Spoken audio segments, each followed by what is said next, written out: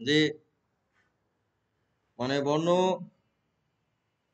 মানে বর্ণ এবং কার চিহ্নগুলা মানে শিক্ষার্থীরা হচ্ছে কেন শেখে না, শিখতে পারতেছে না, সেই জন্য হচ্ছে আমরা হচ্ছে উচ্চারণগুলো শেখাইতে পারতেছি না।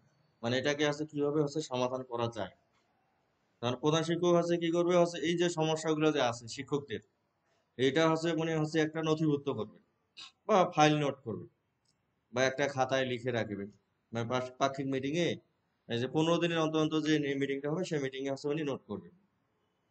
নোট করার পরে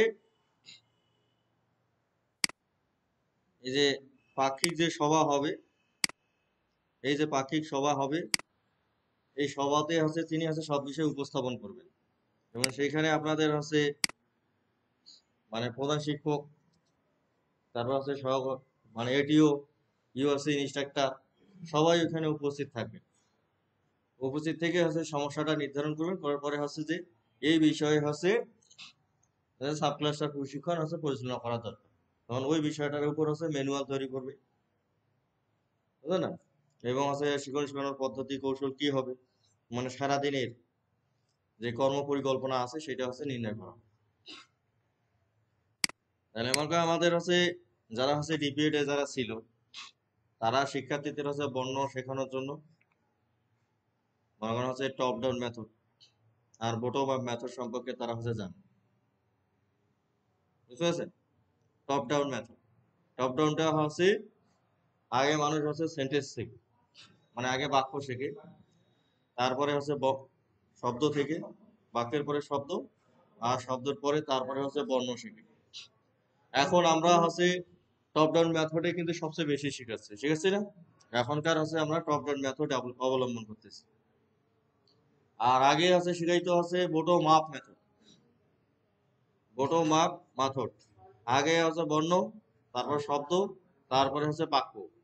মানে যেটা হচ্ছে আপনাদের মাদ্রাসা এবং মক্তব এবং টুলি যেটা করা হয়, হ্যাঁ, মানে টুলি আর মাদ্রাসা মক্তবে আগে হচ্ছে হরফ শেখানো হয়, আর বর্ণ শেখানো হয়, তারপরে হচ্ছে শব্দ শেখানো হয়, তারপরে হচ্ছে বাক্য শেখানো হয়। আর এখন হচ্ছে আপনার এখন হচ্ছে কবি সাহিত্যিকদের আছে জীবনে হয়েছে, যেমন আছে ছোট বাচ্চা হচ্ছে ওকে কখনো হচ্ছে মনে করেন ঘোরাতে তাকে চড়ানো হয় নাই, না? দেখবেন যে ও ইচ্ছাকৃত হবে হচ্ছে গাছের ডালে এভাবে চড়ছে। বাড়িতে হচ্ছে ধরুন আপনার যদি গাছ কাটা হয়, না, একটা ডাল আনে দিয়ে তুমি তার উপরে চড়বে, চড়ে এভাবে নিজে নিজে ঝকাঝকি করবে, না? মানে তখনই সে শিখে যায় যে রাম পাতা জোড়া জোড়া মর্মচার উচ্চারণ করে, না? ওরে বুবু সরে দাঁড়া, আজকে আমার পাগলা করে, না? তাহলে আমের ডালটাকে সে হচ্ছে ঘোড়া বানায় ফেলে, না? তাহলে তার হচ্ছে বাক্য হচ্ছে আগে থেকে সে জানে, জানে বলেই তো সে হচ্ছে এগুলো উচ্চারণ করে। তাহলে এখানে আছে সাবক্লাস্টার হচ্ছে ট্রেনিং এর কারণে কি হবে, সহকর্মীদের সাথে সুসম্পর্ক বৃদ্ধি বৃদ্ধি পায়, যেটা হচ্ছে আমাদের ওই যে নূর, নূর এখন আইসে নাই, না? এটা মানে ও বলছে যে স্যার আমার স্কুলে হচ্ছে সাবক্লাসের প্রশিক্ষণ হবে। এই যেমন হচ্ছে আমাদের ইয়া গেছিল, স্যার আপনার নাম যেন কি? হ্যাঁ, মানে শাকিল গেছিল। মানে শাকিল হচ্ছে ওর স্কুলে হচ্ছে সাবক্লাসের প্রশিক্ষণ হবে। ও হচ্ছে 3টার দিকে হচ্ছে স্যার আমি একবার যাই, না? গেলে কি হবে, ওইখানে অনেকগুলো শিক্ষকের সাথে ওর দেখা সাক্ষাৎ হবে, না? আর দেখা সাক্ষাৎ হলেই হচ্ছে মানুষের কি সুসম্পর্ক বৃদ্ধি পায়, তাই কিনা? তাহলে এই যে সাবক্লাসের আছে সহকর্মীদের সাথে সুসম্পর্ক বৃদ্ধি পায়।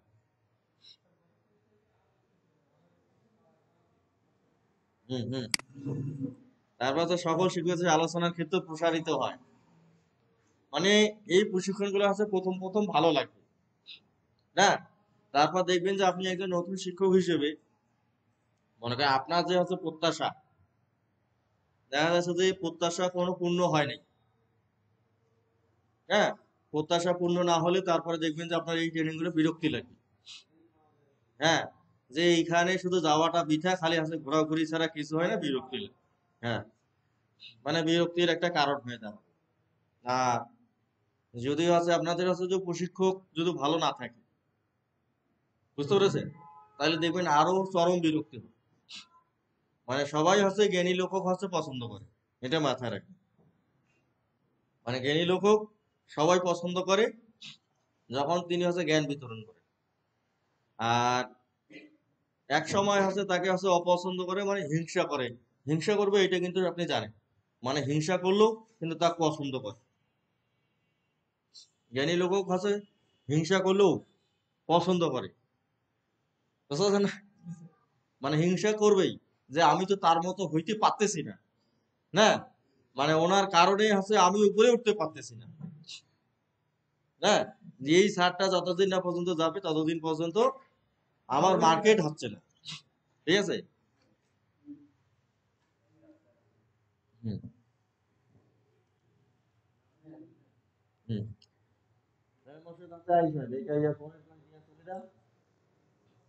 হ্যাঁ, মানে শুনেন, সুস্থ থাকার চেষ্টা করবেন, হ্যাঁ, মানে সুস্থ যদি থাকেন তাহলে মানুষকে আপনি সার্ভিস দিতে পারবেন, হ্যাঁ। আর সুস্থ যদি না থাকেন আপনাকেই মানুষের সার্ভিস নিতে হবে। কি মনে করেন হচ্ছে আপনার হচ্ছে এই যে বিল্ডিংটা আছে, এই যে শরীরটা হচ্ছে একটা বিল্ডিং, ঠিক আছে। এই বিল্ডিং এ যদি দরজা জানলা এবং ফ্রেম, না, স্ট্রাকচারটা যদি ভালো থাকে, তাহলে এর মতো সুখী ব্যক্তি আর কেউ নাই, বুঝেছেন না? তাহলে এই যে শরীরের যে বিল্ডিংটা আছে, বিল্ডিং ও সবসময় যত্ন করতে, আর এই বিল্ডিং ও হচ্ছে সবসময় ভালো রাখতে। যার বিল্ডিং যত ভালো সে ততই বেশি সুখ, আর যার বিল্ডিং ভালো নাই, ঠিক আছে, তার কোনো সুখ নাই, ঠিক আছে। মানে এই বিল্ডিং এ সে এই বিল্ডিং এর যত্ন নিতে হবে বেশি। যদি এই বিল্ডিং ভালো থাকে, মানে শীতের সময় পোশাক গার না দিলেও হচ্ছে আপনি সুখ, হ্যাঁ, হ্যাঁ, সাথে সাথে ছিল। হ্যাঁ হ্যাঁ হুম, হুম, হ্যাঁ, তাহলে আছে সাপ্লাইয়ার প্রশিক্ষণের মাধ্যমে সহকর্মীদের সাথে সুসম্পর্ক বৃদ্ধি পায়। মানে মানে এটার মাধ্যমে অনেক আছে দেওয়ানি শিক্ষকও তৈরি হয়। ঠিক আছে না? একটা হচ্ছে খারাপ দিকও আছে। তারপরে আছে, না, আমাদের যদি শেখার মানসিকতা নিয়ে যদি চলি তাহলে সব জায়গায় ভালো হবে। আর যদি আছে সেই মানসিকতা নিয়ে তাহলে সেই রকম হবে, যে শিখন শেখানোর কার্যক্রম পর্যবেক্ষণ করে শিক্ষকের সবল দিক এবং উন্নয়নের ক্ষেত্র নিয়ে আলোচনার সুযোগ ঘটে। যারা শিখন শেখানোর কার্যক্রম পরিচালনার মান নিয়ে পারস্পরিক আলোচনার সুযোগ সৃষ্টি হয়। আর এই যে খোলামেলা মানসিকতা নিয়ে প্রাসঙ্গিক যে কোনো বিষয়ে মত বিনিময় করা যায়। পরীক্ষার ফলাফল পর্যালোচনা করে কিভাবে শিক্ষার্থীদের অধিকতর উন্নয়ন করা যায় তা নির্ধারণ করার পদক্ষেপ গ্রহণ করা যায়। তারপর আছে বিশেষ চাহিদা সম্পন্ন শিশুর শিখন চাহিদা পূরণের সম্মিলিত প্রয়াস গ্রহণের সুযোগ ঘটে। ধারাবাহিক মূল্যায়নের সংরক্ষিত রেকর্ড পর্যালোচনা করার সুযোগ সৃষ্টি হয়। তা শিক্ষকের স্ব অনুচিন্তনে উদ্বুদ্ধ করা যায়। তারপর আছে অন্যান্য সহকারী শিক্ষকগণের মন্তব্য থেকে নিজের শিক্ষণ দক্ষতা সম্পর্কে ধারণা নেওয়া যায়। আলোচনার মাধ্যমে প্রশিক্ষণ চাহিদার অধিকাংশ সমাধান পাওয়া যায়। শ্রেণী শিক্ষকগণের পাঠ পরিচালনার বিষয় ভিত্তিক চাহিদা প্রকাশ পায়। শিক্ষার্থীর বিশেষ কোনো অসুবিধা থাকলে ডায়াগনোসিস মূল্যায়নে বিষয়টি আলোচনা করা যায়। প্রথম থেকে তৃতীয় শ্রেণী পর্যন্ত ধারাবাহিক মূল্যায়নে সুবিধা অসুবিধা আলোচনা করা যায়। চতুর্থ পঞ্চম শ্রেণী ধারাবাহিক ও সামষ্টিক মূল্যায়নের প্রসঙ্গে শিক্ষকগণের মতামত পাওয়া যায়। যেমন আমরা হচ্ছে কয়েকটা হচ্ছে পাঠ পরিকল্পনা এবং পাঠ উপস্থাপন করার ফলে হচ্ছে আমাদের কি একটা দক্ষতা উন্নয়ন হয়েছে কিনা। যেমন আমরা হচ্ছে বাংলা বিষয়ে পাঠ পরিকল্পনা করছি, ইংরেজি করেছি, আর হচ্ছে বিজ্ঞান করছি না। এখন হচ্ছে আমাদের রাশেদা ম্যাডাম বলতেছে স্যার হচ্ছে গণিতের একটা হলে ভালো। এই যে মতো একটা হচ্ছে আগ্রহ যে তৈরি হয়েছে, না, তাহলে ভালো কাজ করলেই হচ্ছে মানুষের হচ্ছে আগ্রহ বৃদ্ধি পায়। আর এটা মাথায় রাখবেন যে মানে খারাপ মানুষ যারা আছে, খারাপ বা অসৎ লোক, নিজেই নিজেকে পছন্দ করে না। এটা মাথায় রাখবেন। অসৎ লোক নিজেই নিজেকে পছন্দ করে না, বুঝতে পেরেছেন? এই জন্য হচ্ছে জীবনে হচ্ছে সৎ থাকার চেষ্টা করবে। মানে যতই আছে ধন সম্পদ থাক, প্রভাব থাক, প্রতিপত্তি থাক, ক্ষমতা থাক, তারপরেও সে নিজেই নিজেকে পছন্দ করে। হ্যাঁ, এই জন্য সে অন্যকেও হচ্ছে পছন্দ করে না। নিজেই নিজেকে পছন্দ না করার কারণে দেখা যাচ্ছে যে যে নিজের সন্তানকে সে গুলি করে, নিজেকে গুলি করে। অনেকে আছে না, খুব ক্ষমতাশালী লোক আছে এবং অন্যায়কারী ব্যক্তি আছে, দেখবেন হঠাৎ করে দেখবেন যে সে ফার্স্টে মারা গেছে, তারপর হচ্ছে নিজের মাথায় নিয়ে গুলি করে মারা গেছে, বিষক্রিয়া করে মারা গেছে, আছে না? আর দেখবেন যে কোনো ভালো লোকের কাছে আপনি দেখবেন না যে এই ঘটনা তার উপর। আর কিছু কিছু মানুষ আছে মানে সমাজের চোখে হচ্ছে মনে করো ভালো থাকে, আর নিজে কিন্তু খুব খারাপ, মানে তার বহিঃপ্রকাশটা থাকে না। হ্যাঁ, বা- বাইরে ত্রুটিহীন, ঠিক আছে, আর ভিতরে ভিতরে চরম বদমাইশ, ঠিক আছে। দেখবে ওইসব লোকও হচ্ছে আত্মহত্যা করে, বুঝতে পারছেন না? পরবর্তীতে যখন মারা যায় তখন হচ্ছে তার হিডেন যে তথ্যগুলো আছে, যে মানে গোপনীয় তথ্যগুলো যখন হচ্ছে অ্যানালাইসিস করা হয়, তখন বেশি লোক জানা যায়, নিকট যারা জানে, কিছু নিকট আত্মীয় থাকে না, যাদের কাছে সবার সব সব তথ্য থাকে, তখন তাদের কাছে জানা যায় যে হচ্ছে ও ওর বাইরে তো এরকম তুই তাকে দেখতেছিস, কিন্তু হচ্ছে হয় একটা পাক্কা হচ্ছে বদমাইশ, না? ওকে বোঝা যায়। হুম, ঠিক আছে। হুম,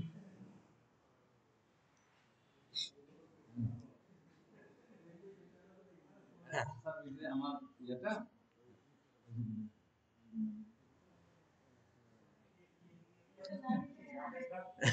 আপনি এখন কাগজে লিখে দিয়েছেন।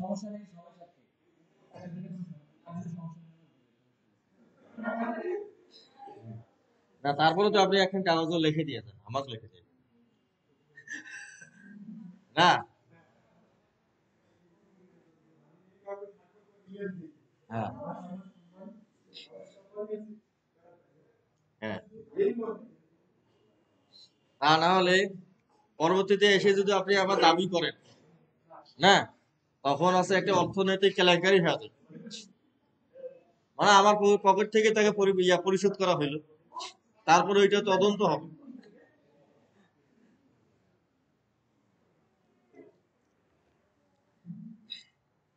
তাহলে এখানে দেখেন যে যে পাক্ষিক সভা পরিচালনার পূর্বে প্রধান শিক্ষকের করণীয়, প্রধান শিক্ষক কি করবেন, যে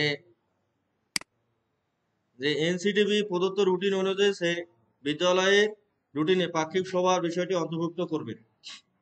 মানে আমাদের হচ্ছে রুটিনে অন্তর্ভুক্ত থাকবে, যে সভাটা আপনি যে ক্লাস রুটিনের মধ্যে সম্পৃক্ত করা থাকবে, যে অন্তর্ভুক্ত করা থাকবে যে আমি কখন হচ্ছে পাক্ষিক সভাটা করবো, রুটিনে উল্লেখ থাকবে যে প্রতি মাসের প্রথম ও তৃতীয় সপ্তাহে বৃহস্পতিবার শ্রেণী কার্যক্রম শেষে এই সভা আয়োজন করবেন। সরকারি ছুটি থাকলে এর পরের বৃহস্পতিবারে এই সভা করবে, মানে প্রত্যেক বৃহস্পতিবারে এটা করতে হবে। তারপর উপজেলা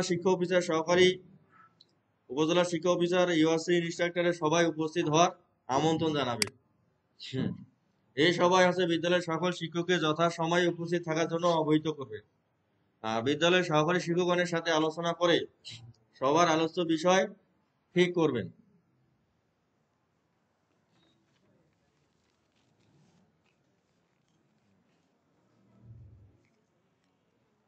এখন হচ্ছে ধরেন ওনার টাকা নিয়ে যদি আমিও আমার পকেটে রাখি দেই, ওনাকে যদি এখন নাও দেই, তাও ওনার কিছু করার নেই।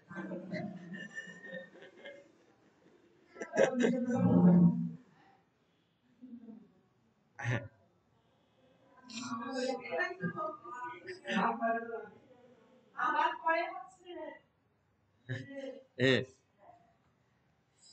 হ্যাঁ, হ্যাঁ। তাহলে আমাদের সাব কলেজটার প্রশিক্ষণ সম্পর্কে কিছুটা আইডিয়া পেয়েছেন তো? হ্যাঁ, খাওয়া দাওয়াই হয়।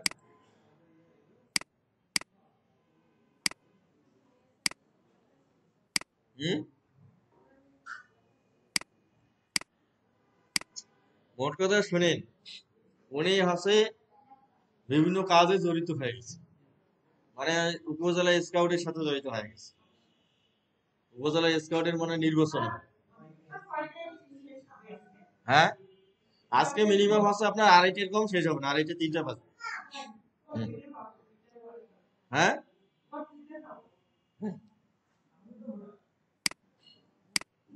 তাহলে হচ্ছে এই যে সভাটা হবে কমপক্ষে 1 ঘন্টা সভা পরিচালনা করতে হবে।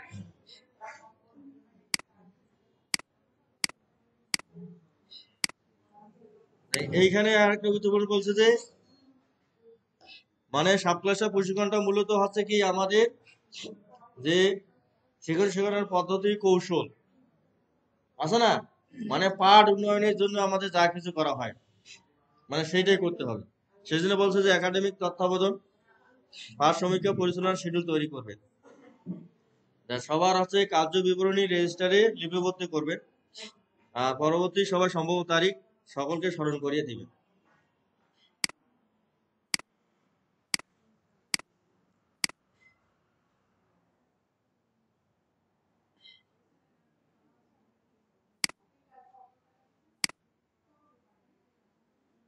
তাহলে আমরা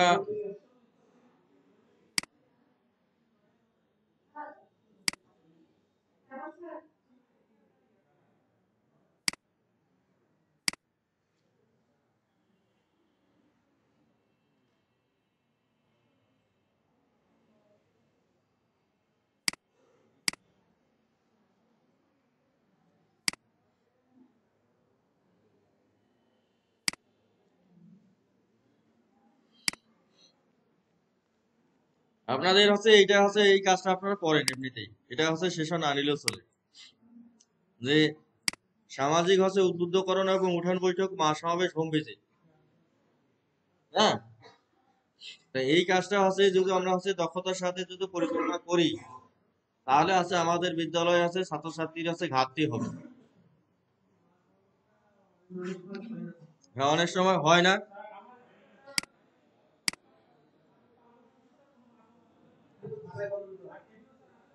হ্যাঁ হ্যাঁ হ্যাঁ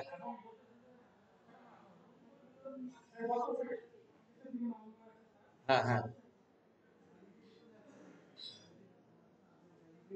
হ্যাঁ হ্যাঁ হ্যাঁ হ্যাঁ হ্যাঁ হ্যাঁ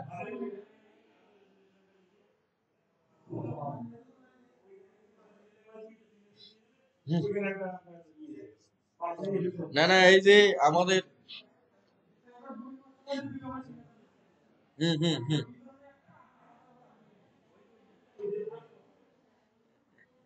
না তাহলে এই যে এটা আছে মানে মানে এই কাজটা আছে সঠিকভাবে করা হয় না, মানে এই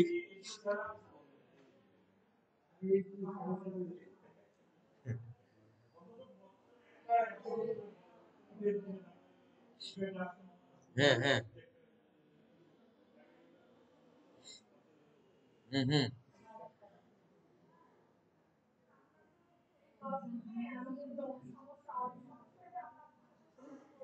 হ্যাঁ হ্যাঁ হ্যাঁ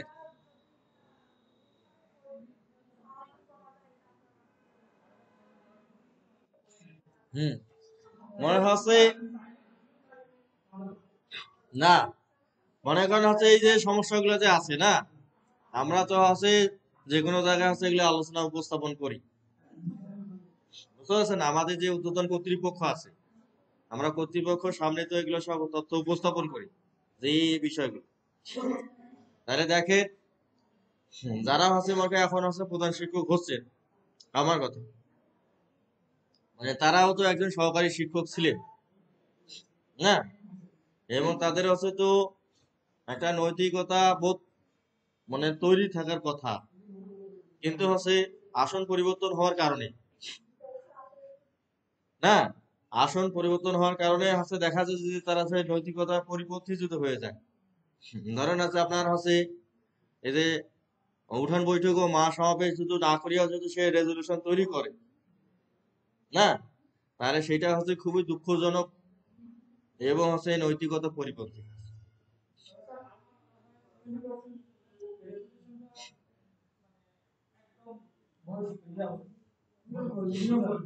হুম হুম।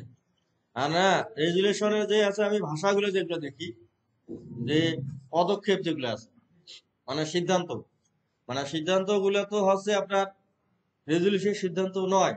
আমি পড়ে দেখি না যে তো আমি হচ্ছে যে এগুলো তো রেজুলেশনের সিদ্ধান্ত হবে না। আপনার রেজুলেশনের সিদ্ধান্ত হবে যে আপনি আছে, আপনার স্কুলে আছে 10 জন বাচ্চা আসে না, হ্যাঁ, সেই 10 জন বাচ্চা আছে প্রথম শ্রেণীর 10 জন, যে প্রথম শ্রেণীর 2 জন, তৃতীয় শ্রেণীর 3 জন, চতুর্থ শ্রেণীর 5 জন মানে আসে না, মানে তাদের ব্যাপারে আমরা যে পদক্ষেপ গ্রহণ করি। হুম। মানে আর আছে মা সমাবেশ কেন করে না জানেন? মা সমাবেশ করলে হচ্ছে হেডমাস্টারের পকেট খসবে। হ্যাঁ, তো বাজেটটা হচ্ছে ওই যে রেজুলেশন দেখে শেষ, রেজুলেশন দিয়ে হচ্ছে ভাউচার দিয়ে হচ্ছে ওই টাকা খরচ করছে, তাহলে ওর পকেটে ঢুকে থাকলো। আর আছে মা সমাবেশ আছে লোকজন উপস্থিত হলে তাকে চা নাস্তা তো খাইতে হবে। তাহলে মা সমাবেশ করলে কি হবে, মানুষের একটা হচ্ছে সম্পর্ক তৈরি হয় না, মানে সম্পর্ক যখন তৈরি হবে তখন মানুষ হচ্ছে চক্ষু লজ্জার ভয়ে মানে ওনার সন্তানটাকে আপনার স্কুলে পাঠান। বুঝতে পেরেছেন না? দেখা যাচ্ছে যে আমরা অনেক সময় কোনো কোনো অনুষ্ঠানে যাই না, মানে দাওয়াত খাইতেই সাধারণত যাই, মানে নিমন্ত্রণ পালন করতে যাই, যাই কিনা, দেখা যাচ্ছে যে আপনার পাশের বাড়ির লোকও দাওয়াত দেয় কি, হ্যাঁ, দাওয়াত খাওয়া যাওয়ার সময় ওনারে দেখা হবে, ঠিক আছে না? হ্যাঁ, দেখা যাচ্ছে যে ওনারও কিন্তু দাওয়াতটার প্রত্যাশা ছিল। এখন আপনি কি করে যে ও যে দাওয়াত দিয়েছে ওর বাড়িতে দাওয়াত খাওয়া যাওয়া লাগবেই, তখন দেখা যাচ্ছে যে যে এই পেশে যে দাওয়াত দিয়েছে না, ওর বাড়ির সামনে দিয়ে না যায়, হয় অন্য রাস্তা দিয়ে দাওয়াত খাইতে যায়, মানে ঘুরে যায় দাওয়াত খাইতে যায়, মানে চক্ষু লজ্জার কারণে। তাহলে এই যে উঠান বৈঠক, মা সমাবেশ, মানে এগুলো করার মাধ্যমে কি হবে, আপনার সাথে যে গার্জিয়ানরা আছেন তাদের একটা সম্পর্ক বিল্ড আপ হবে। এই যে সম্পর্ক যখন বিল্ড আপ হবে, এই বিল্ড আপ হলে তার সন্তানকে ও মানে কখনো কেজি স্কুলে আর দিতে চাবে না। হ্যাঁ, আলোচনা কর, আমাদের বাচ্চা কাচ্চাদের খোঁজ খবর রাখে না শিক্ষকরা, আর আমরা তো বাম্মারা এটাই চাই না।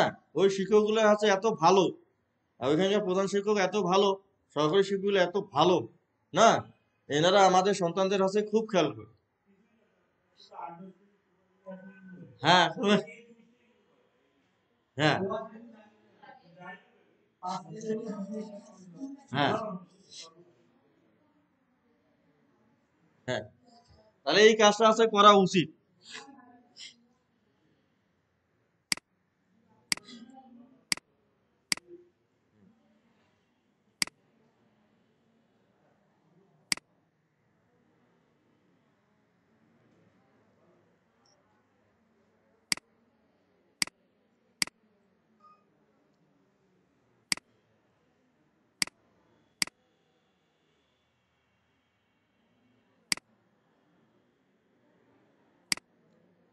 তাহলে এই যে মা সমাবেশ, হোম ভিজিট, এগুলো করা উচিত, বুঝছেন না?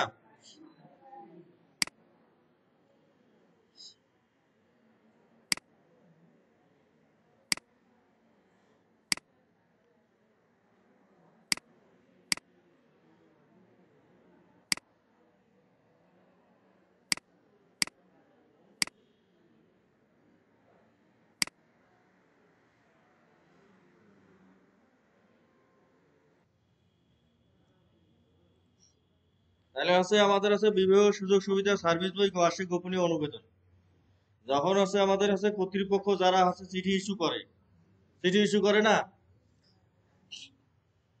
মানে যিনি কপি পাবেন তার কাছে একটা কপি থাকে এবং অফিস কপি থাকে। রাখা হয় কিনা?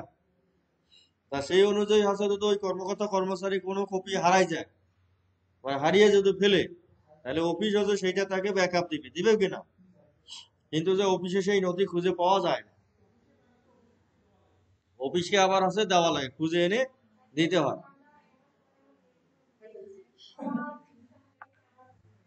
হ্যাঁ, সেই জন্যই তো। তাহলে আছে, তাহলে এখানে দেখা যাচ্ছে প্রাথমিক শিক্ষা সাব সেক্টর বাংলাদেশের অন্যতম বৃহত্তম সাব সেক্টর, মানে সবচেয়ে হচ্ছে বড়। আমাদের আরবি চেয়েও হচ্ছে আমাদের সংখ্যা বেশি, প্রায় হচ্ছে 4 লক্ষাধিক শিক্ষক কর্মচারীকে এবং কর্মকর্তার সমন্বয়ে বিশাল সাব সেক্টর দেশের মানব সম্পদ তৈরির অন্যতম হাতিয়ার। মানে অনেক ম্যাক্সিমাম দেশে যে জনসংখ্যা আছে না, অনেক কিছু কিছু দেশ আছে যাদের জনসংখ্যার সমতুল্য পরিমাণ হচ্ছে শিক্ষক সংখ্যা আমাদের। অনেক দেশে জনসংখ্যা এতগুলো নাই। তাহলে একজন সরকারি কর্মচারী হিসেবে প্রাথমিক শিক্ষায় কর্মরত শিক্ষকগণের চাকরি জীবনে চাকরিকালীন এবং চাকরি শেষে অবসরকালীন এবং উভয় সময়ে এমনকি মৃত্যুর পরও নানা ধরনের আর্থিক অনুদান, পেনশন, গ্র্যাচুইটি, চিকিৎসা সুবিধা, তারপর আছে ভাতা, বিভিন্ন ধরনের সুযোগ সুবিধা পেয়ে থাকেন। এছাড়াও আছে উচ্চশিক্ষা বা বৃত্তি প্রাপ্তি সহ বিভাগীয় উচ্চতর বিভিন্ন পদোন্নতি, নানাবিধ আনুষঙ্গিক সুবিধাদি লাভ করে থাকেন। যে এইগুলো হচ্ছে সুযোগ সুবিধা পাওয়া যায়।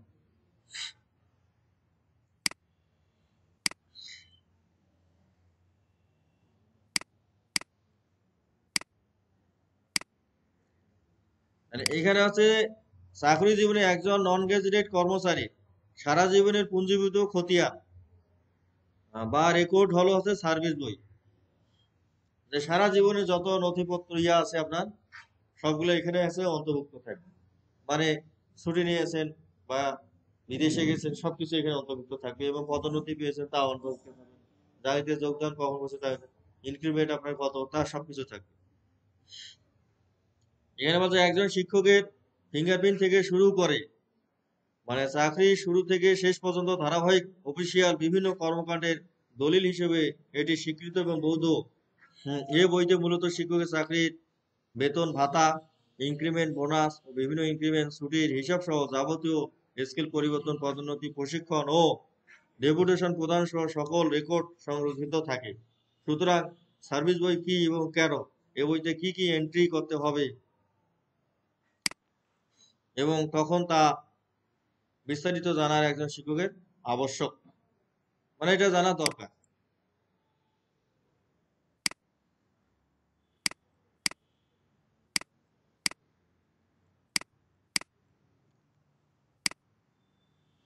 হ্যাঁ।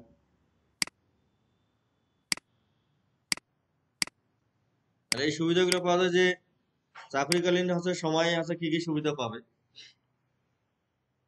তাহলে প্রতি বছর একটি আছে বার্ষিক ইনক্রিমেন্ট, বর্তমান যেটা আমরা আছে 5% হারে পাচ্ছি। তারপর আছে মানে গ্রেড ভিত্তিক বেতন স্কেলের বিপরীতে মূল বেতন ছাড়াও বাড়ি ভাড়া, নববর্ষ ভাতা, যাতায়াত ভাতা, ভ্রমণ ভাতার জন্য বিভিন্ন সরকারি বিধি মোতাবেক ভ্রমণ ভাতা, টিফিন ভাতা, তারপর ধোলাই ভাতা, আর পার্বত্য চট্টগ্রামে চাকরিরত থাকা অবস্থায় পাহাড়ি ভাতা প্রাপ্ত হবে। তারপর আছে সরকার কর্তৃক নির্ধারিত 17 ধরনের ছুটির মধ্যে, ছোট ধরনের ছুটির মধ্যে আছে 20 দিন নৈমিত্তিক ছুটি সহ বিভিন্ন শর্ত এবং মেয়াদে বিভিন্ন ধরনের ছুটি প্রাপ্যতা রয়েছে। তাহলে ছুটি আছে 17 ধরনের। হ্যাঁ, তা 17 ধরনের হলে কি হবে, ছয় মাত্র আছে 2 ধরনের, মানে যা ছুটি আছে সব ছুটি আপনার হচ্ছে 2 ধরনের ছুটি, মানে বেতন ছাড়া ছুটি আর অর্ধগড় বেতনের ছুটি, মানে বিনা বেতনের ছুটি আর অর্ধগড় বেতনের ছুটি। আর আছে সন্তান সন্ততি হইলে ম্যাটারনিটি ছুটি। আর আছে শান্তি বিনোদন, মানে শান্তি বিনোদনের ছুটি তো ছুটি না, খালি টাকাটা খালি পাওয়া যায়, আর্থিক সুবিধাটা খালি পাওয়া যায়। আর আছে মেয়ে মানুষরা আছে, যদি সন্তান হয় তাহলে এই সুবিধাটা পাবে, আর সন্তান না হলে তো পাবে না। কি? হ্যাঁ, সর্বোচ্চ 2 বার। এবং এটা আবার আছে, যদি আছে দেখা যাচ্ছে যে মানে এই ছুটিটা পাইতে গেলেও আপনার হচ্ছে কি সন্তান হওয়ার আগে ফির আবার অ্যাপ্লিকেশন দিতে হবে, মানে সন্তান হয়ে ফির তারপর ছুটি আবার দিবে না, মানে দরখাস্ত যদি আপনি আগে না করেন তখন ঝামেলা তৈরি করবে। মানে তখন একটা আছে ছুটিটা দিবে, তখন আছে যারা কর্তৃপক্ষ আছে তারা আছে অবৈধ সুবিধার দান্দা। কি? কারণ আছে আমাদের আছে যাওয়া আসার ডেট আমরা কেউ ঠিক করতে পারি না, পারি কি?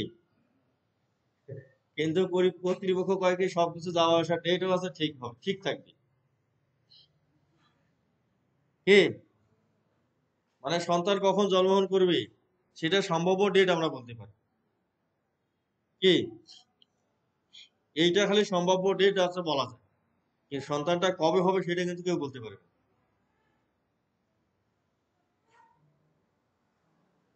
সম্ভাব্য ডেট বলা যাবে কিন্তু কবে হবে সেটা বলা যাবে না। মৃত্যু হতে কবে হবে সেটা সম্ভাব্য ডেটও কেউ বলতে পারবে না। সম্ভাব্য ডেট বলতে পারবে,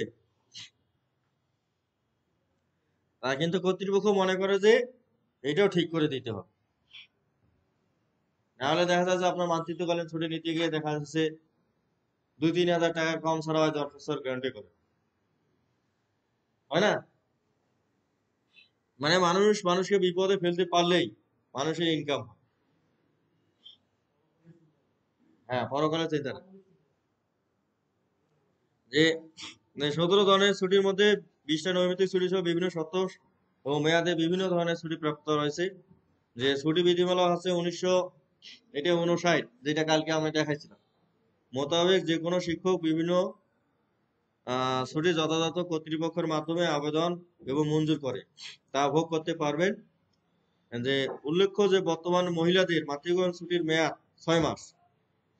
এই প্রকার ছুটি এবং ছুটি হতে বিয়োগ হয় না, এটা হচ্ছে ছুটি থেকে বিয়োগ হয় না, তবে যে কোনো ছুটি চাকরিকালীন সময়ে অর্জন করতে হয়। তাহলে একজন সরকারি কর্মচারী হিসেবে একজন শিক্ষক প্রতি মাসে কল্যাণ এবং যৌথ বীমা খাতে মাসিক বেতন হতে কর্তন করে থাকেন। আর এই টাকাটাও কিন্তু হচ্ছে আমরা হচ্ছে তুলতে পারি না, মানে যারা দক্ষিণবঙ্গের মানুষ ওরা ফাইল টাইল রেডি করিয়া এই টাকা তুলে নেয়। তাছাড়া হচ্ছে মাসিক ভবিষ্যৎ তহবিলে নির্দিষ্ট অঙ্কের অর্থ কর্তন করে থাকে, যে পরবর্তীতে প্রয়োজন সময় বিভিন্ন ব্যক্তিগত পারিবারিক প্রয়োজনে তা জমাকৃত অর্থ হতে তা উত্তোলন করতে পারেন। এগুলো জিপিএফ নিজের টাকা নিজে তোলা, কিন্তু হচ্ছে মানুষের দেওয়া নাকি। অবসর গ্রহণের পর হচ্ছে আর্থিক সুবিধা দিই, মানে কি কি আর্থিক সুবিধা আমরা পাবো।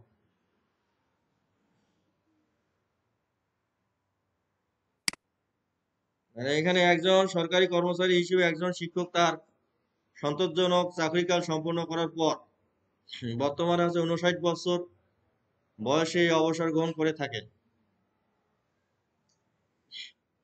যে 1974 সালে গণকর্মচারী অবসর আইন অনুযায়ী চাকরির মেয়াদ 25 বছর পূর্ণ হলে যে কোনো সরকারি কর্মচারী স্বেচ্ছায় অবসরে যেতে পারবেন।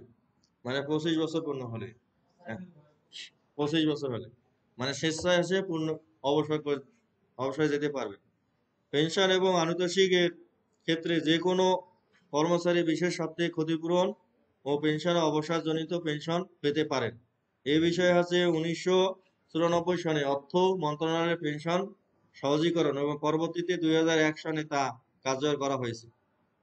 2015 সর্বশেষ বেতন স্কেল অনুযায়ী অবসরভোগীদের পেনশন গ্র্যাচুইটি এবং ছুটি নগদায়নের সুবিধা পাবে। যে বেতন ভাতাতে আদেশ 2015 এর 15 নং চিকিৎসা ভাতার ক্ষেত্রে সকল কর্মচারী 1500 টাকা চিকিৎসা ভাতা পাবে, এটা সবাই পায়। এবং 65 বছর অবসরে অবসর ভাতা এবং পারিবারিক পেনশন ভোগী গণের ক্ষেত্রে চিকিৎসা ভাতা 2500 টাকা পাবেন।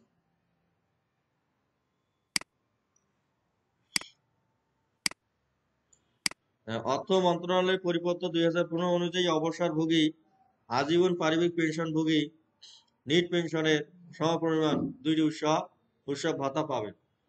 মানে পেনশনে আছে আপনার যেটা আছে ঠিক হবে, যে পেনশনটা হয় হচ্ছে আমাদের মূল যে বেতন আছে, মানে বেসিক, মানে যে বেসিকটা আছে সেই বেসিকটাকে হচ্ছে 90% করা হয়, 90% হচ্ছে 2 দিয়া ভাগ করা হয়, মানে যেটা হয় সেটা।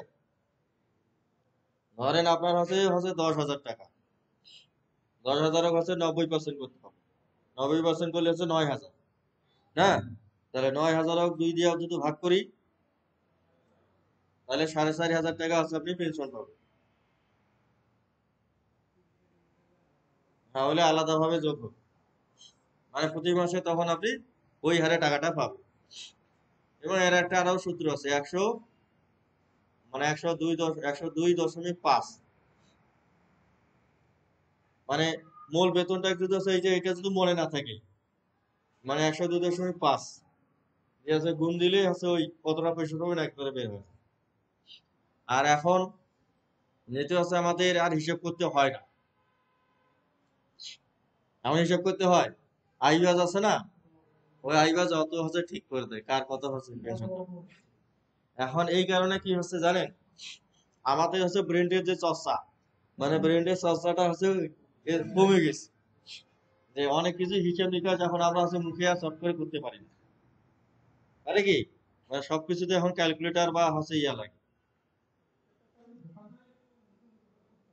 হ্যাঁ হ্যাঁ, দোকানদারি জাস্ট করে, দোকানদারও এখন ক্যালকুলেটর ব্যবহার করে। হ্যাঁ,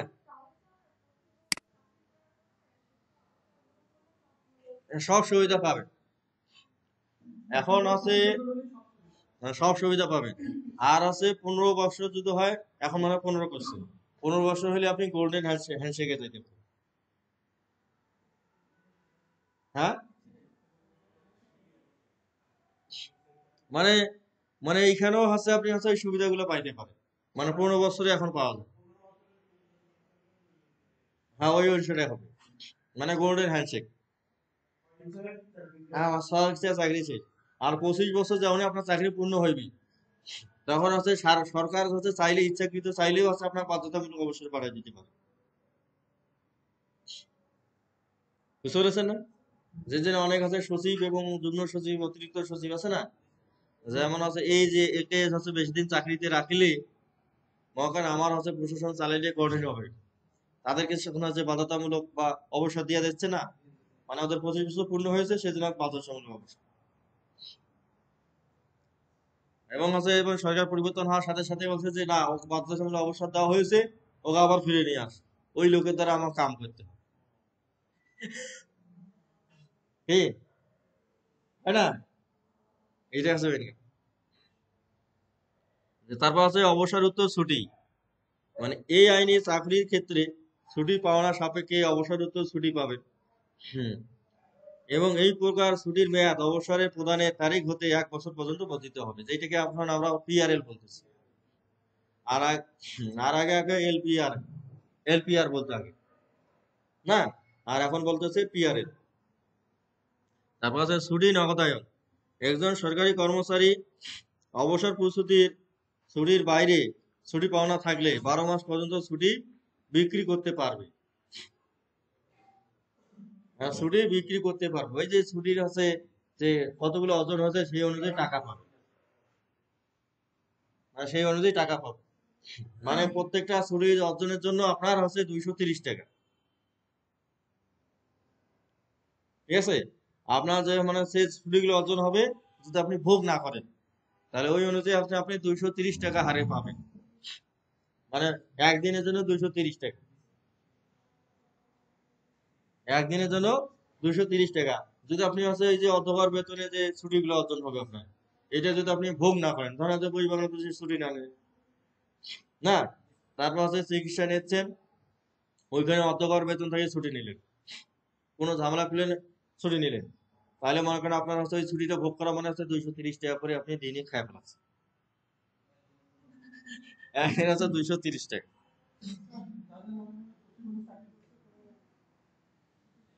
হুম, মানে কোন সে তাহলে হয় 230 টাকা করে পাবে, 18 মাসের বেশি পাবে না। ভোগ করা ভালো। আর শুনেন, বুড়ো বয়সে ছুটি ওই যে টাকা কি করবে না, যা টাকা পয়সা দরকার সব তো ইয়ং বয়সে। হ্যাঁ, সব ছেলে পিলে সব নেবে।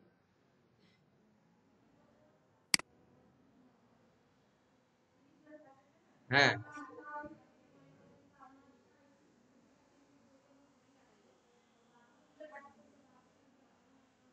শুধু 18 মাস না, শুধু 18 মাস পাবেন, কত ছুটি আপনার থাকে থাক, ওই 18 মাসের বেশি সুবিধা পাবেন না। মানে কতগুলো ছুটি আপনার অত নয় হোক, আপনি ওই 18 মাসের হচ্ছে ছুটির হচ্ছে সুবিধা পাবেন, মনোযোগের ছুটির সুবিধা পাবেন। না, পিআরএল 12 মাস থাকবে, আদৌ 18 মাসের মধ্যে পিআরএল 12 মাস।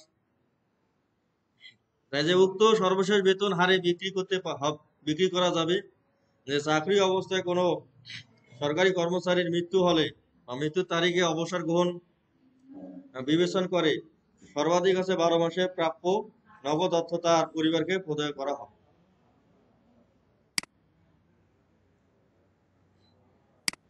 হুম। তারপর আছে উচ্চ শিক্ষার সুযোগ, মানে উচ্চ শিক্ষার সুযোগ, মানে এটা তো আমরা হচ্ছে পাইয়ে না, যে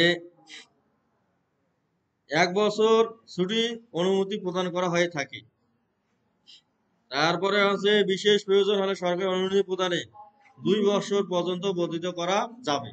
তবে কোনো প্রকার ছুটি পাওনা না থাকলে কর্তৃপক্ষের অনুমতি সাপেক্ষে বিনা বেতনে অসাধারণ ছুটি গ্রহণপূর্বক যে কোনো ধরনের ছুটি নেওয়া যেতে পারে।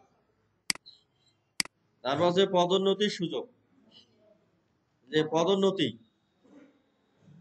যে সরকার কর্তৃক ঘোষিত বিভিন্ন প্রজ্ঞাপন দ্বারা প্রজাতন্ত্রে নিয়োজিত কর্মচারীর নিয়োগ বিধির আলোকে তার যথাযথ যোগ্যতা এবং চাকরির দক্ষতার ভিত্তিতে পরবর্তী পদে পদোন্নতি প্রদান করে থাকে।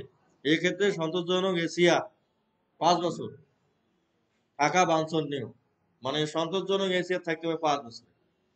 যে অন্যান্য বিভাগের মতো প্রাথমিক শিক্ষা সহকারী শিক্ষক বা প্রধান শিক্ষক হিসেবে পদোন্নতি পেতে পারে। এছাড়াও প্রয়োজনীয় যোগ্যতা থাকলে যথাযথ কর্তৃপক্ষের মাধ্যমে আবেদনের প্রেক্ষিতে এইও পদে পদোন্নতির সুযোগ রয়েছে। এটা আছে চাকরির নিয়োগের মাধ্যমে। তারপর আছে উচ্চতর পদের আবেদনের সুযোগ।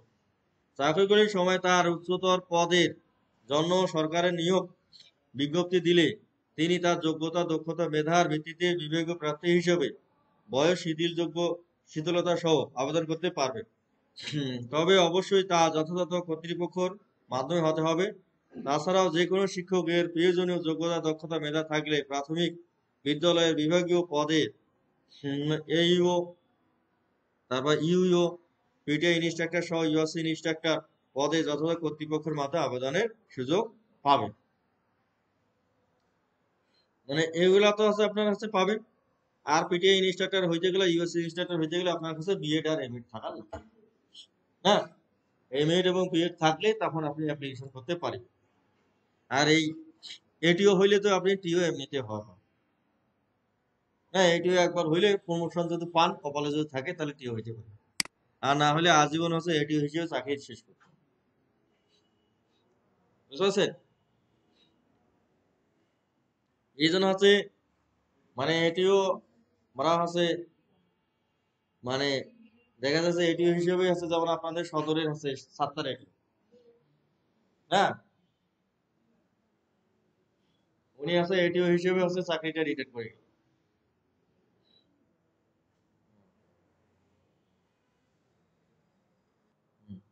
তাহলে এই যে আছে ফর্ম, তাই এই যে ফর্মটা একটু দেখেন, অনেকে হচ্ছে এসিআর হচ্ছে পূর্ণ করতে পারে না তো।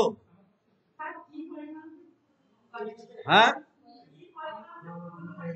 হ্যাঁ, তো সেই জন্য তো এটা দেখাচ্ছে।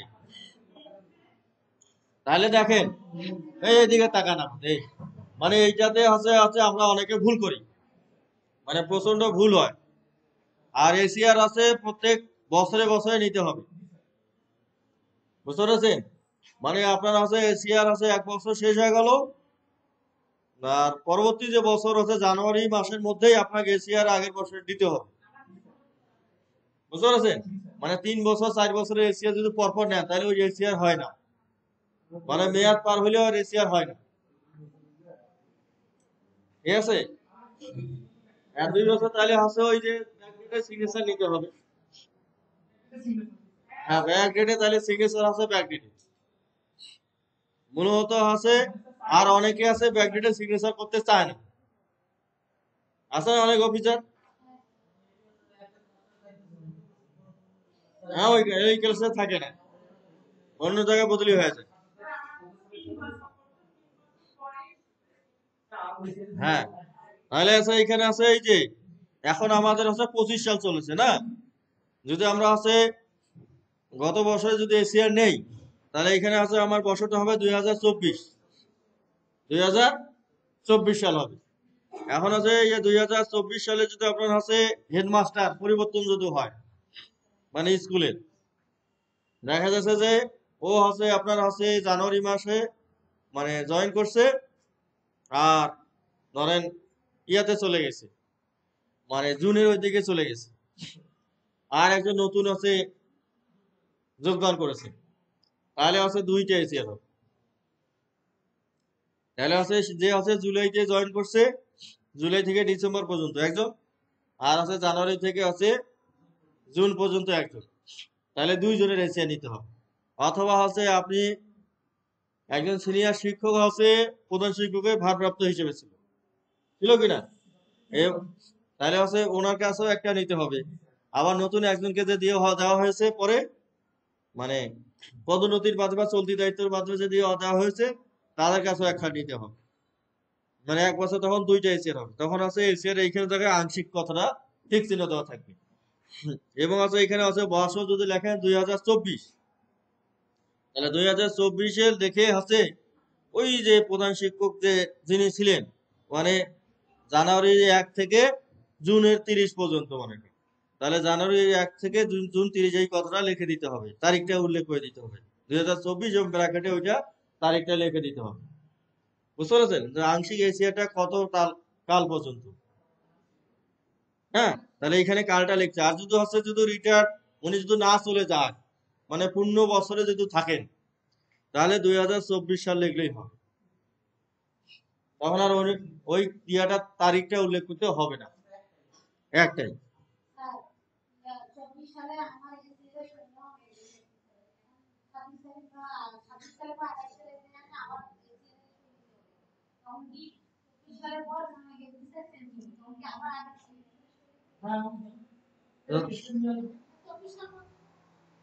হ্যাঁ, হুম, পরে এগুলা যখন নেবেন যদি উনি হেডমাস্টার যদি চেঞ্জ না হয়, হ্যাঁ, তাহলে যার যিনি চেঞ্জ হবে তার লাগবে।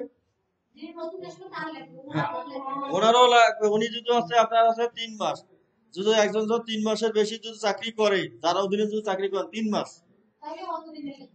ততদিন লাগবে। যদি 3 মাসের কম হয় তাহলে তার লাগবে না।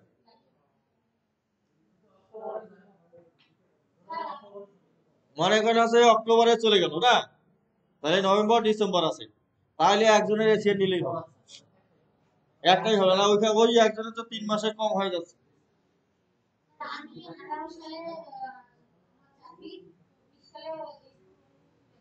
হুম, হ্যাঁ,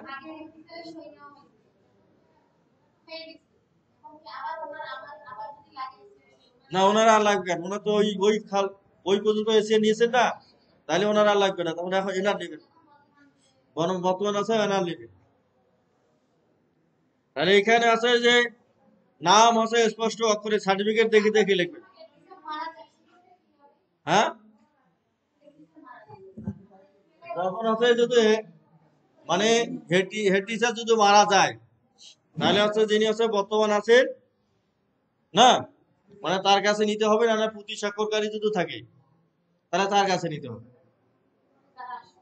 প্রতি স্বাক্ষরকারী আপনার আছে এসিআর এর প্রতি স্বাক্ষরকারী আছে এটিও, মানে প্রতিস্বাক্ষর করে এটিও, মানে দুইজনের একজন জীবিত থাকলে তার কাছে এসে একটা নিতে হবে।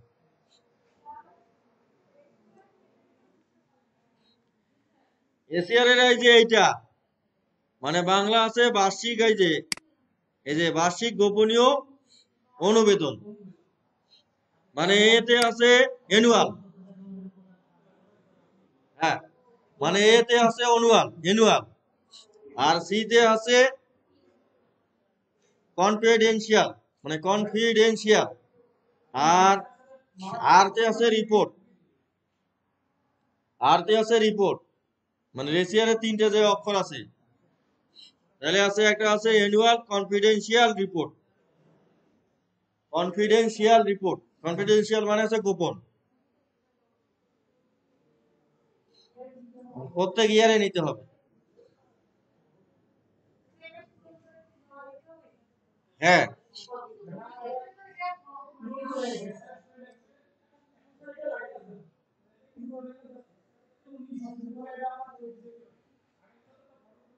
হুম হুম। মোট কথা আপনি মানে উনি কি আছে না, পরবর্তীতে আপনি দেখার পাবেন না। উনি কি দিয়েছেন আছে সেটা উনি জানেন, এটা যে গোপনীয়। হ্যাঁ, এশিয়াটা আপনার হাতে হাতে দিত।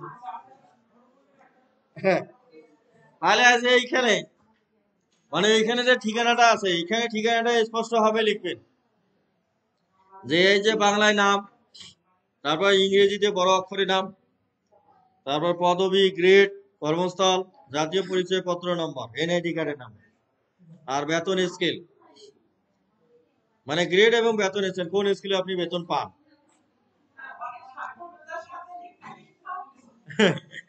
এবং হচ্ছে দাপ্তরিক আছে পরিচিতি নাম্বার যদি থাকে। এখন যেটা আছে আপনার শিক্ষকের পিন নাম্বার আছে না, এখন শিক্ষকের পিন নাম্বারটা আছে দাপ্তরিক পরিচিতি নাম্বার, আইপিএমএস যে নাম্বারটা আছে, আইপিএমএস এর নাম্বারটা আছে না, ওই নাম্বারটা হচ্ছে আপনার হচ্ছে পিন নাম্বার, এখানে যদি থাকে বলছে, না দিলেও হবে, কিন্তু এনআইডি নাম্বারটা দিতে হবে। তারপরে এখানে লিখছেন যে এই যে অনুবেদনাধীন, এই যে অনুবেদনাধীন কর্তৃক পূরণকৃত পূরণপূর্বক জানুয়ারি মাসের মধ্যে দাখিল আবশ্যক, মানে জানুয়ারি মাসের মধ্যে এটা দাখিল করতে হবে। যে অনুবেদনের বিবস্ব সময়ে কর্মরত মন্ত্রণালয়, বিভাগ, অধিদপ্তর, পরিদপ্তর বা দপ্তরের নাম, তাহলে আপনি হচ্ছে মন্ত্রণালয়, বিভাগ, অধিদপ্তর, দপ্তর ও পরিদপ্তর বা দপ্তরের নাম, দপ্তর হচ্ছে সরকারি প্রাথমিক বিদ্যালয়, যেটা আপনার নাম বিদ্যালয়ের নাম আছে সেটা লিখবেন, সেটা আছে থানা, জেলা, উপজেলা পর্যন্ত লিখবেন, মানে ঠিকানাটা, জানা আপনার বিদ্যালয়ে যে ঠিকানা আছে সেই ঠিকানা, পূর্ণ ঠিকানাটা লিখবেন, স্কুলের নাম সহ, মানে ডাক সহ লিখতে পারেন। তাহলে আছে এইখানে আছে তারিখটা, যদি আছে আপনি ওই প্রধান শিক্ষকের আন্ডারে যদি আছে 1 বছর পূর্ণ করেন, তাহলে এখানে লিখবেন আছে 1/1, মানে 2024, লেখা আছে 31/12/2024। ওই, হ্যাঁ, ওই আংশিকটা তাহলে আংশিকটা লিখতে হবে,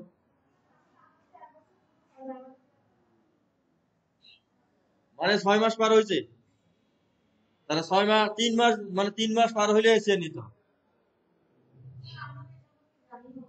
ওই যে জানার জন্য তো ইন্ডাকশন ট্রেনিং আছে। তাহলে এসে 2 বছরে আছে আপনার আছে এসে জমা দিবেন, জানুয়ারি মাসে আছেই।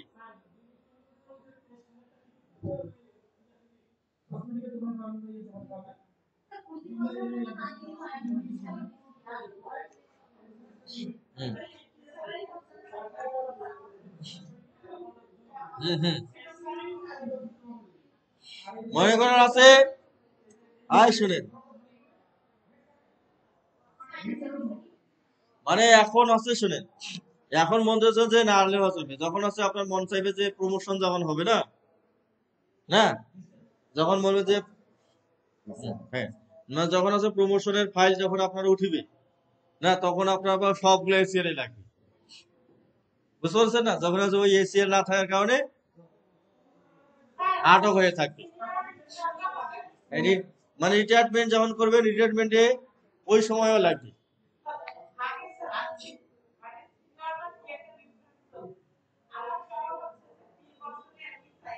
হ্যাঁ হ্যাঁ হ্যাঁ হ্যাঁ হ্যাঁ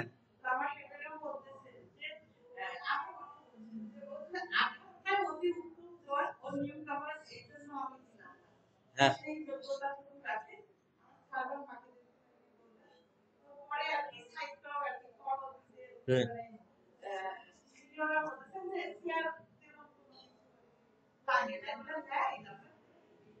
হ্যাঁ হ্যাঁ হ্যাঁ হ্যাঁ ওটা আছে, শুনেন, মানে এসিআর অবশ্যই লাগে। না হলে হচ্ছে এই যে আপনাদের হচ্ছে প্রমোশনের ফাইল, মানে বিভিন্ন জটিলতার কারণে সিগনেচার হওয়ার পরও সিগনেচার হয় না। যেই ফাইলটা আছে আপনার আছে 1 বছর আগেই মানে অর্ডার হয়ে যাইতো, ওই কাগজপত্র না থাকার কারণে আছে 2-3 বছর দেরি হয়ে যাচ্ছে।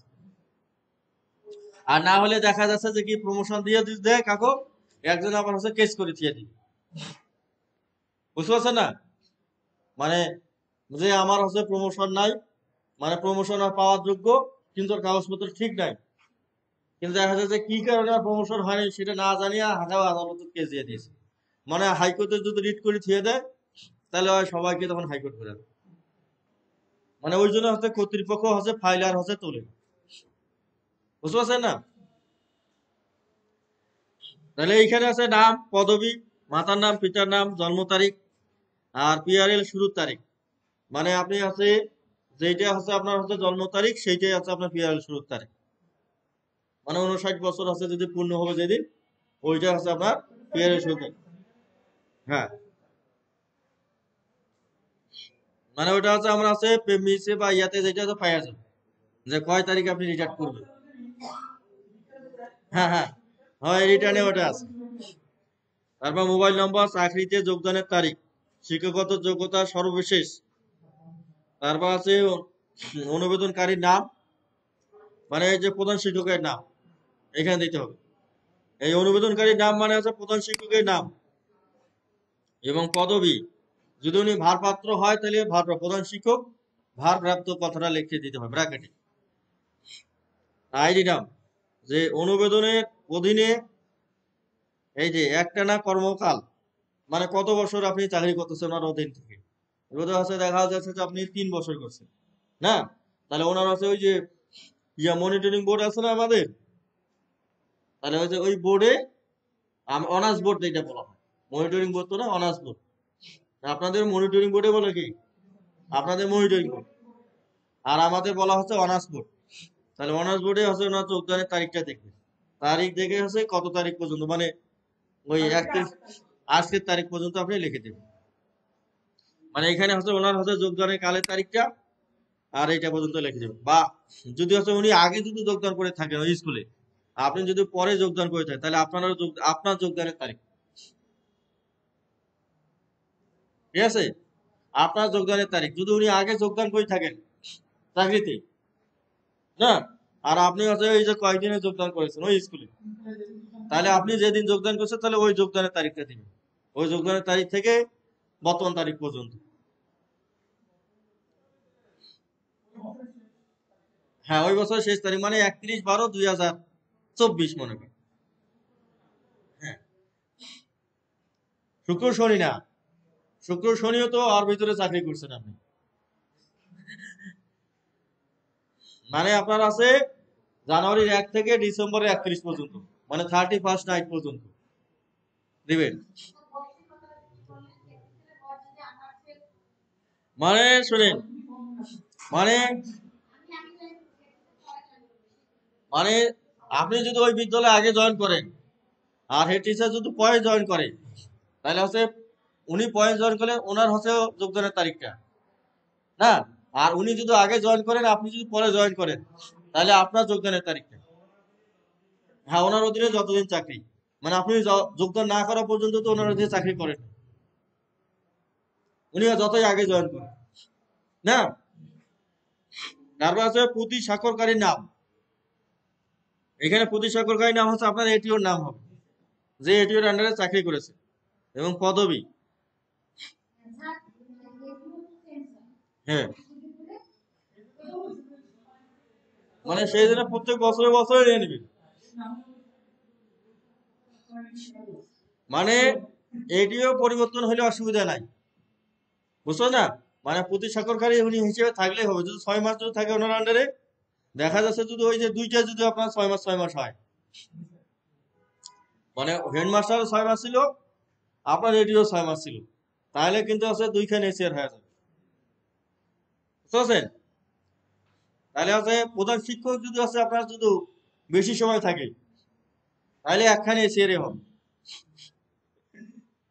তাহলে আছে যিনি আছে সর্বশেষ থাকবেন, যে মানে যে এটিও সর্বশেষ, অথবা যার আছে সময়কাল বেশি থাকে। দেখা যাচ্ছে এটিও একজন আছে 9 মাস আছে, আর একজন খালি 3 মাসের জন্য আছে, না? তাহলে আছে যার সময় বেশি আছে তার নামটা লিখতে হবে। সেই জন্য আছে কি, এইখানে আছে ওই আপনার আছে কি করে, প্রধান শিক্ষক যে আছে উনি আছে পূরণ করে দিয়ে পাঠাতে অনেক স্কুলে, না আপনার কাছে ফর্ম জমা দিতে হবে। তারপর আছে প্রতি স্বাক্ষরকারীর অধীনে কর্মকাল। হুম। তারপর যে এইখানে এই যে আরেকটা কথা লিখছে, যে এই যে গোপনীয় অনুবেদনটি আংশিক হলে প্রযোজ্য, এই যে হওয়ার কারণ প্রমাণ সহ আছে না? তাহলে হচ্ছে আপনার যদি হেডমাস্টার যদি হচ্ছে জয়েন করে, মানে আংশিক যদি হয়, মানে হচ্ছে পুরো 1 বছর হয় নাই, তাহলে ওনার হচ্ছে বদলির অর্ডার দিতে হবে। মানে এসির সাথে উনি যে বদলি হয়ে গেছেন আরেক স্কুলে, তাহলে অর্ডার কপি গান জমা দিতে হবে, মানে এখানে অ্যাটাচ করে দিতে প্রমাণক হিসেবে। তারপর হচ্ছে একই, এখানে আরেকটা বলছে যে একই পঞ্জিকা বসে একটানা 3 মাস, এই যে 3 মাস কথাটা লেগছে, বা ততোধিক সময় গোপনীয় অনুমোদন প্রযোজ্য না হলে মেয়াদ ও কারণ প্রমাণ সহ দিতে হবে। যে 3 মাসে যদি আপনার কম হয়, যে 3 মাসে কম চাকরি করছেন, তাহলে তার জন্য প্রমাণক দিতে হবে। মানে আপনার হচ্ছে যোগদানের পত্র, হ্যাঁ, যে আপনি এত তারিখে যোগদান করছেন, যেমন আপনি অক্টোবরে জয়েন করছেন, তাহলে অক্টোবর নভেম্বর ডিসেম্বর 2 মাস হয়েছে, তাহলে যোগদান পত্রটা দিলেই আছে আপনাকে এই 2 বছরে 2 মাসের আর এসিএল লাগাইছে। তার মাঝে এই যে অনুবেদনকারী বা প্রতি স্বাক্ষরকারী, আর যদি এইটাও যদি হয়, এই যে আর একটা হইতে পারে, ধরেন আপনার আছে প্রধান শিক্ষক, মানে ওনার আন্ডারেও আপনার 3 মাস হয় নাই, কিন্তু আপনি ওই স্কুলে চাকরি করতেছেন, তাহলে আছে এইখানে আছে ওনার হচ্ছে যোগদান পত্রটা দিতে হবে। ওই স্কুলের যোগদান পত্রটা দিতে হবে, দিলে হচ্ছে ওইটা প্রমাণ হিসেবে যে 3 মাস হয় নাই, সেই কারণে ওনার হচ্ছে এসির আমার দরকার। হ্যাঁ, ফটো আঁকতে হবে। তার মাঝে অনুবেদনকারী বা প্রতি স্বাক্ষরকারী একই ব্যক্তি হলে যে কারণ প্রমাণ সহ হয়।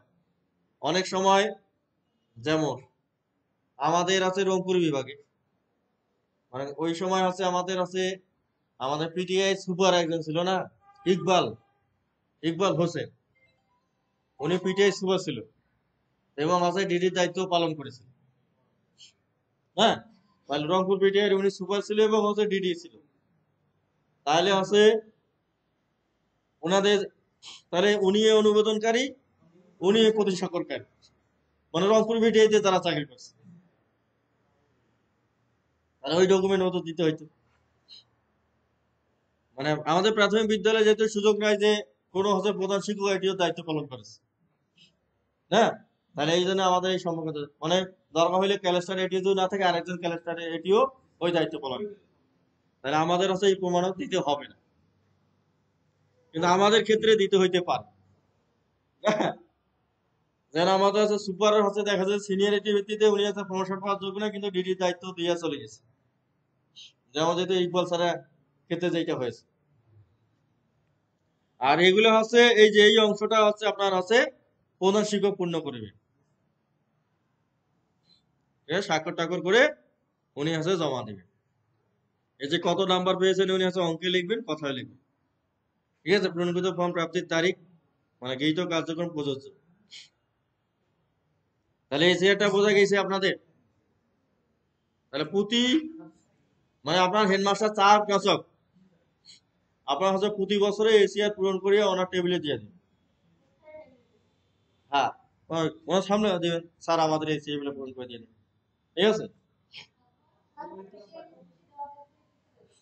যেমন আপনি উনি ব্যবস্থা নেবেন, উনি পূরণ করবে, তারপর তো অফিসে যাবে, ওনার কাজ আছে না। এই যেমন আমাদের হচ্ছে এসিআর আমরা সুভাষ স্যারকে দিয়েছি, সুভাষ স্যার এখন কি করবে করবে সুভাষ স্যার। হ্যাঁ না, সেই জন্য হচ্ছে প্রতি বছর বছর নিয়ে থাকবেন। তাহলে প্রতি বছরে যদি একেবারে 3-4 বছরে যদি থাকে, বাকি পড়ে যদি থাকে, তাহলে বড় ক্ষোভ দেখা দিতে পারে। এই যে নাম্বারে আছে দেখেন, এই যে দেখেন এইখানে ওই যে সততা ও সুনাম, না কত নাম পাবেন এখানে হচ্ছে 10 নম্বর না 8 নম্বর না 6 নম্বর না 4 নম্বর 2 নম্বর, মানে সর্বোচ্চ আছে 8 নম্বর 10 নম্বর। তারপর আছে শৃঙ্খলা বোধ, তারপর আছে আনুগত্য, মানে মুখে মুখে তর্ক করেন কিনা।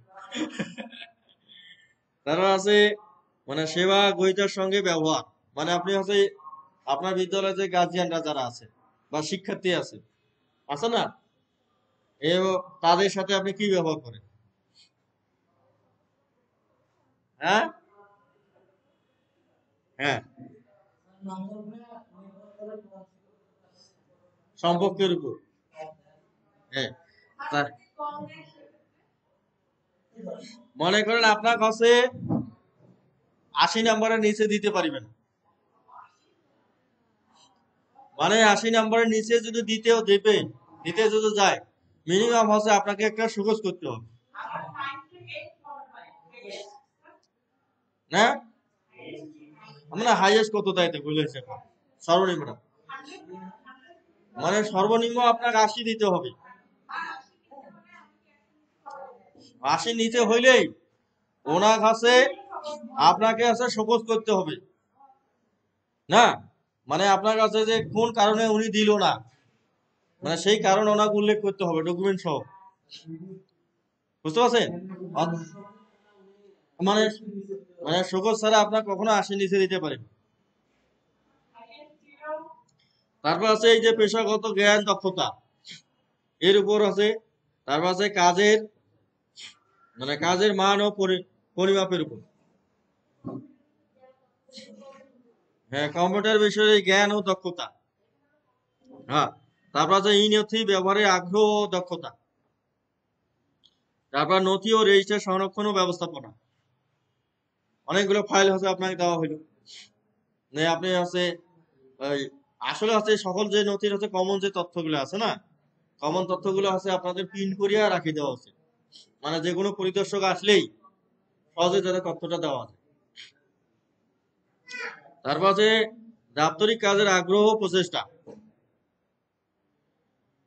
তারপর এখানে আছে এই যে মোট প্রাপ্ত নম্বর, এইটা দেখেন যে অতি উত্তম, অতি উত্তম, এটা অতি উত্তম উচ্চারণ কিন্তু হবে না, না অন্য কিছু হবে। হ্যাঁ, এটা হচ্ছে সংস্কৃত উচ্চারণ। এই যে মানে এই যে জফলা যদি থাকে তাহলে হিসিকার হয়, ঠিক আছে, মানে জফলা যদি থাকে তাহলে ইও উচ্চারণ হয়, সংস্কৃত যদি হয় মানে হর্ষই অ, ঠিক আছে। আর আছে হুসুকারটা এই দিকে সামনে চলে আসলো না, আর অ এবং উ মিলে হচ্ছে উকার হয়, মানে আপনার হচ্ছে ইয়া অনুযায়ী সন্ধি অনুযায়ী না, সন্ধি, সেই জন্য বলছে অতি উত্তম। অতি উত্তম হচ্ছে 91 থেকে 100, আর উত্তম হচ্ছে 80 থেকে 90, আর চলতি মান হচ্ছে 70 থেকে 79, আর বিরূপ হচ্ছে মানে 59-এর নিচে 69। সার্বিক মন্তব্য, এখানে সার্বিক একটা মন্তব্য। তারপর আছে উপরে উপরে প্রদত্ত মন্তব্য কোন ধরনের প্রযোজ্যটিতে অনুস্বাক্ষর করুন। তাহলে সাধারণ হলে এখানে স্বাক্ষর করবে, প্রশংসনীয় এখানে, বিরূপ হলে এই জায়গায় স্বাক্ষর করবে। তারপরে এইখানে দেখেন এই যে কথাটি, যে বিরূপ মন্তব্য বা নম্বরের ক্ষেত্রে যে অনুশাসনমালা 3-4 নব অনুচ্ছেদের অনুসরণ পূর্বক তদ অনুযায়ী দালিলিক প্রমাণক সহ সংযুক্ত করতে হবে। মানে বিরূপ মন্ত্র করে গেলে, একটা বিরূপ মন্ত্র করতে গেলে তার দালিলিক প্রমাণ দিতে হবে। কারণ আমি আপনাকে বলি, আপনি আছে ওনার অধীনে চাকরি করেন না, বুঝতে পারছেন? মানে আপনার আছে খারাপ মানে কিছু হওয়া মানে ওনার খারাপ কিছু হওয়া, বুঝতে পেরেছেন? মানে আপনি আছে যদি অদক্ষ হন তাহলে মনে করবেন উনি অদক্ষ, আর আপনি দক্ষ হইলে উনি দক্ষ, বুঝতে পেরেছেন? মানে সম্পূর্ণ দায়ভার হচ্ছে ওই ওনারই, মানে প্রতিষ্ঠান প্রধানের, বুঝতে পেরেছেন না? মানে সম্পূর্ণ প্রতিষ্ঠান প্রধানের দায়ভার। কারণ আমি হচ্ছে যদি আমি আপনাদের নিয়ন্ত্রণ করতে না পারি তাহলে এখানে বিশৃঙ্খলা তৈরি হবে না। আর এই বিশৃঙ্খলাটা কার বিশৃঙ্খলা? প্রতিষ্ঠানের বিশৃঙ্খলা হবে কিনা? চলেন আমরা হচ্ছে চা খেয়ে আসি। চা খেয়ে আসার